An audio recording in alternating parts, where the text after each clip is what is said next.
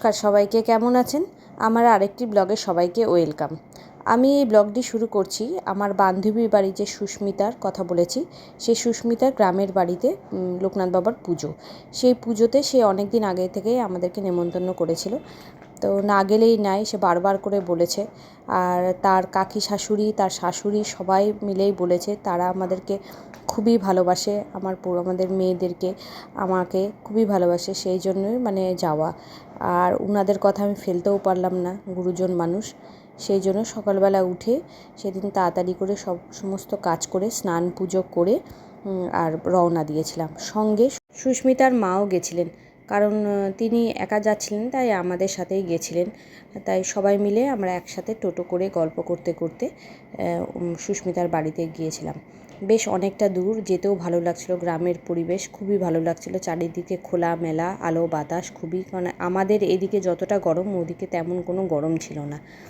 আর তাদের বাড়িতে যেতে একটু দেরি হয়ে গেছিলো, কারণ সেদিন ছিল মঙ্গলবার, আমার বজরংবলী পুজোও ছিল মন্দিরে গিয়ে, যেহেতু প্রতি মঙ্গলবার পুজো করি। যাই হোক, সব মিলিয়ে তাড়াতাড়ি যাওয়ারই চেষ্টা করেছিলাম। তো এইভাবে আমরা সেখানে রওনা দিয়েছিলাম।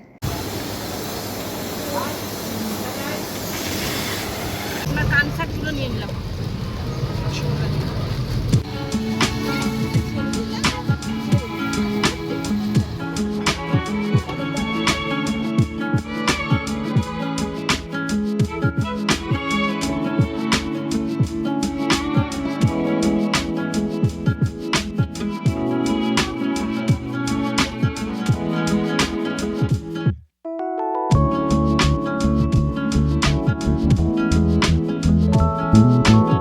আমরা যখন সুস্মিতার বাড়িতে উপস্থিত হলাম, তখন দেখলাম পুজো অনেকটাই হয়ে গেছে, যজ্ঞ চলছিল। দাঁড়িয়ে থেকে ঠাকুরকে খুব ভালোভাবে দর্শন করলাম, পুজো আরতি দেখলাম, ভোগ প্রসাদ সব কিছুই নিলাম, এবং যজ্ঞের টিপ এই সমস্ত কিছুই নেওয়ার ভাগ্য হলো। তো সেখানে কিছুক্ষণ বসে থেকে আবার তাড়াতাড়ি করে আমাদেরকে প্রসাদ খাওয়ানোর জন্য বসিয়ে দেওয়া হলো। তো সবাই মিলে বসে প্রসাদ খেলাম। সত্যি খুব প্রসাদটা ছিল অমৃতের মতো, ঠাকুরের প্রসাদ খুবই ভালো লাগে, আর অনেক রকম রান্না, সত্যি কথাই খুবই ভালো লাগলো ঠাকুরের প্রসাদ খেয়ে। আর ওনাদের বাড়ি হচ্ছে বিশাল বড়, এত বড় বাড়ি, এত লোকজন মনেই হচ্ছে না যে বাড়িতে লোকজন আছে, ভীষণ বড় বাড়ি।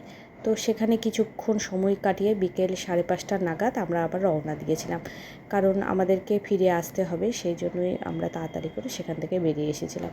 এটি হচ্ছে তারপরের দিন আমি আমার 2 মেয়ে মিলে, আমার এক বৌদির শাশুড়ি মারা গেছে, ওনার কাজে আমরা গেছিলাম। তো না গেলেই নাই, যেহেতু আমার হাজব্যান্ড থাকে না, তাই এই সমস্ত কিছু কর্তব্যগুলো আমাদেরই করতে হয়, তো সেই জন্য যেতেই হয় এই সমস্ত কাজে। সেইভাবেই আমরা এখানে গেলাম আমাদের পাড়ার মধ্যে। সেখানে গিয়ে বৌদির সাথে গল্প টল্প করে তাদের কাজে গিয়ে আমরা কিছুক্ষণ সময় কাটিয়ে সেখান থেকে এসেছিলাম।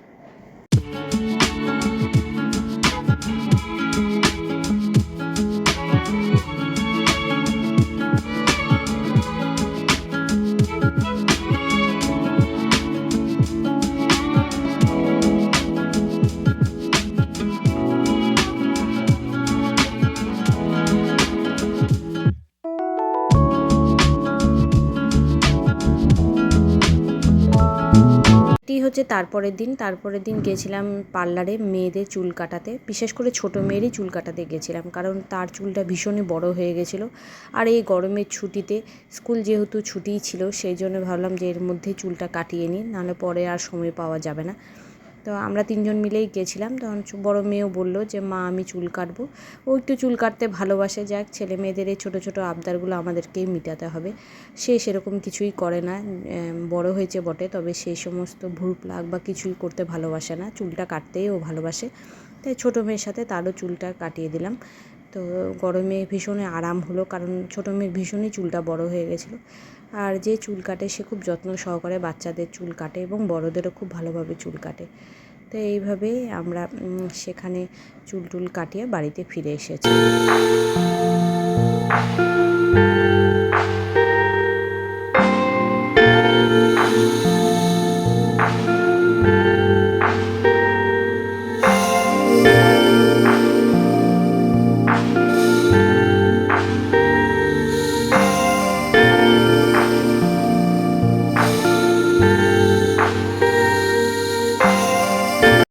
কাটতে যাওয়ার আগে যেহেতু রান্নাবান্না করেই গেছিলাম, সেই জন্য এসে নিয়েই অনেকটা সময় ছিল, তাই ভাবলাম ব্যালকনিটা ভীষণই এলোমেলো নোংরা হয়ে গেছিলো, তাই আমি সেগুলোকে একটু পরিষ্কার পরিচ্ছন্ন করে সুন্দর করে গুছিয়ে রেখেছিলাম। কারণ হাতে সময় পাওয়া গেলে এই ছোট ছোট কাজগুলো যদি না করে থাকি তবে এগুলোই আবার পেন্ডিংয়ে থেকে যায়। তো যেহেতু আমাকেই করতে হবে তাই সময় বুঝে কাজগুলোকে করে নিতে হয়। আর ব্যালকনি একটু মাঝে মধ্যে পরিষ্কার না করলেও গাছগাছালি পাতা সমস্ত কিছু দিয়ে মানে ব্যালকনিটা ভীষণই নোংরা হয়ে যায়। তাই কিছুটা সময় নিয়ে ব্যালকনিটাকে পরিষ্কার করে গাছগুলোকে সুন্দরভাবে গুছিয়ে রেখেছিলাম।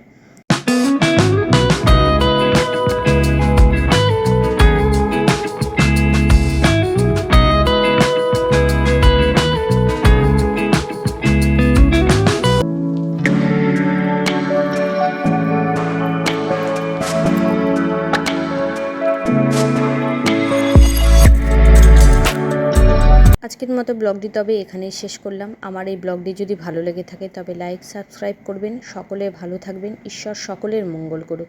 আজকের মতো তবে এখানেই টাটা।